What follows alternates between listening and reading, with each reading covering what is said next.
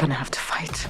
Rebel Moon could have been many things before it landed at Netflix as a space opera in 2 parts. After director Zack Snyder pitched Lucasfilm on his idea for a Star Wars trilogy, he considered spinning his sprawling sci-fi concept into a TV series and then a video game. The derivative and awkwardly stitched together storytelling from Snyder and co-writers Kurt Johnstad and Shay Hatton in Rebel Moon Part 1: A Child of Fire suggests that they should have stuck to Plan B or C. Who among you is willing to die for what you believe? Introducing a completely original space odyssey is no easy feat, especially given how deeply the established canon permeates our culture. Rebel Moon is very clearly a rejected Star Wars script, but then again, George Lucas stole considerably from Frank Herbert's Dune, so you can somewhat forgive how much this film both narratively and visually borrows from that universe. Still, the patchwork script takes so much from the likes of Blade Runner, The Matrix, The Seven Samurai, Dark City, Conan the Barbarian, Excalibur, and hell, even some of Snyder's own films, it's disappointing that it never accomplishes anything quite so enticing, erudite, or bloody. The story kicks off with some rudimentary context narrated by Anthony Hopkins' mechanical knight, Jimmy. He describes a universe governed by brutal totalitarianism and, in an echo of Isaac Asimov's Foundation, a corrupt feudal power based on the mysterious Mother World that had ruled for 1,000 kings. That is, until the reigning monarch, his wife, and their mystical daughter are murdered, supposedly by insurgents. A power vacuum makes way for Regent Belisarius, leader of the Motherworld's army, aka the Imperium, to take over. It's an info dump that might have been engaging if there was more to it than watching a phallic-shaped dreadnought cruising through space. That ship carries the Regent's fearsome Admiral Atticus Noble around the universe to pillage, steal, and colonize worlds, as well as quell any uprisings against the Empire. The Motherworld.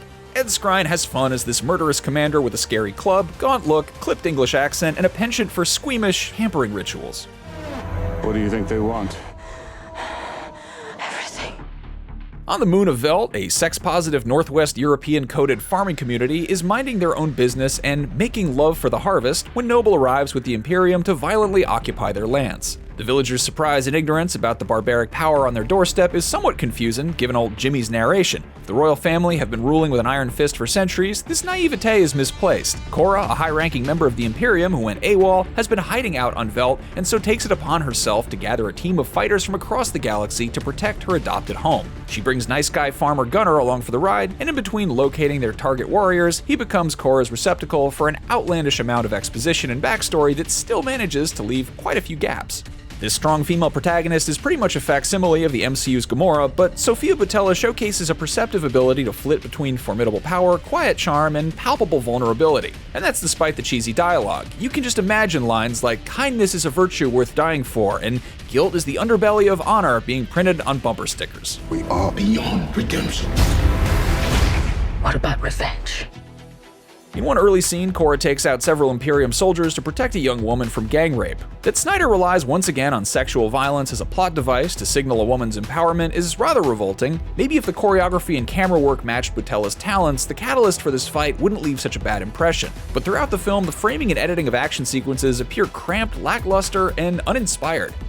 Snyder's signature godlike upshot angles and slow-mo battle visuals make a few appearances, but never live up to highlight reel clips like the opening fight of Watchmen or Baby Doll's tussle with the samurai giants in Sucker Punch. Jimmy the Robot is an excellent use of CG, but isn't in it enough. Rebel Moon otherwise retains the sludgy, desaturated palette from Snyder's DC films, brightened only by recurring use of oranges.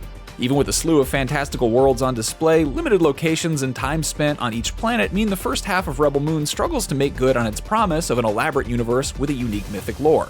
Instead, its racialized civilizations feel too close to home. The 5 warriors that Kora recruits get similarly superficial treatment. The introduction of topless nobleman Tarak and cyborg swordsman Nemesis involve mythic beasts, though the former has too much in common with Harry Potter meeting Buckbeak in Prisoner of Azkaban. Starship pilot Kai, ex-Imperium General Titus, and freedom fighter Darian Bloodaxe are also afforded minimal time to understand their characters on a deeper level. Rebel Moon Part 2, The Scargiver, might just do some of them justice, but after 2 hours of mediocre world building, pedestrian storytelling, and rather run-of-the-mill climactic battle, there's very little incentive to return to this far, far away galaxy.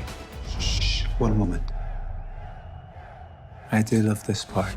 Despite a great ensemble cast, Zack Snyder's space opera is let down by a derivative patchwork script, mediocre action sequences, and a superficial story that fails to live up to its expansive promise.